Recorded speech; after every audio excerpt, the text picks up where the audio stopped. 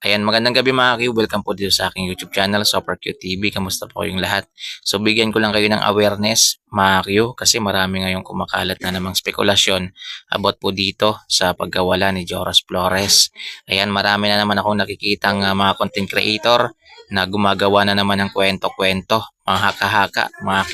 Meron akong nakita mga Q, ang sabi niya, si Joras Flores daw ay nasa kubo-kubo daw, kinuha daw ng matandang babae. Tapos meron naman na napulot daw ng kanyang manong at na-amnesia daw. Mga ganyan yung mga kwento-kwentong ginagawa nila mga Q. Mga Q, wag muna kayong magpapaniwala sa mga ganyan kasi wala po silang matibay na impormasyon sa pinagsasabi po nila.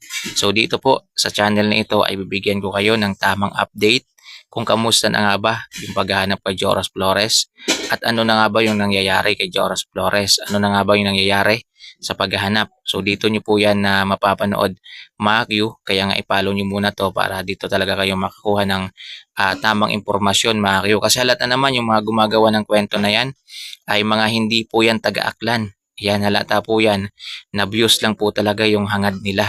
Kaya gumagawa na lang talaga sila ng storya about po dito sa pagkawala po ni Joras Flores. So, sobrang dali na lang talaga sa kanila gumawa ng kwento-kwento, mga Q.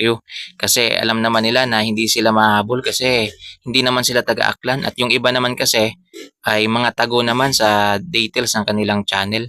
Mga Q, hindi naman sila nakikita. Yan, tamang kwento lang naman sila. Kaya malakas talaga yung loob nila gumawa ng kwento-kwento. So, mga haka-haka dito po sa pagkawala ni Joras Flores. Huwag mo na kaagad maniwala sa mga ganun mga Q. I-report nyo mga Q pag may napanood kayong ganyan. I-report po ninyo. Ayan mga gumagawa ng maling storya dito po sa pagkawala ng binatang si Joras Flores. So dito sa channel na to ay bibigyan ko kayo ng tamang update dahil deserve nyo naman talaga yung tamang update. Yung hindi kalokohang update about dito po kay Joras Flores. At ako mismo mga Q, ayaw ko pong maglabas ng mga haka-haka na yan mga Q kasi mahirap na po yan. Yan, so hindi na po tama yan mga Q.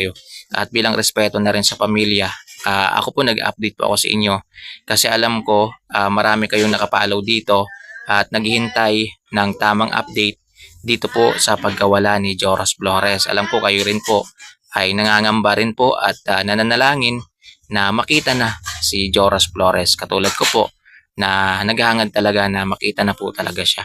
Kaya iwas-iwas muna kayo sa panonood ng mga fake news na yan.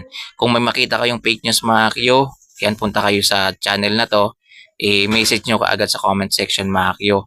At paki-mention na lang kung anong page, anong channel po yung mga gumagawa ng ganyan para mapuntahan natin mga Q, para ma-check natin. So yun lang mga Q, maraming salamat po sa inyong lahat.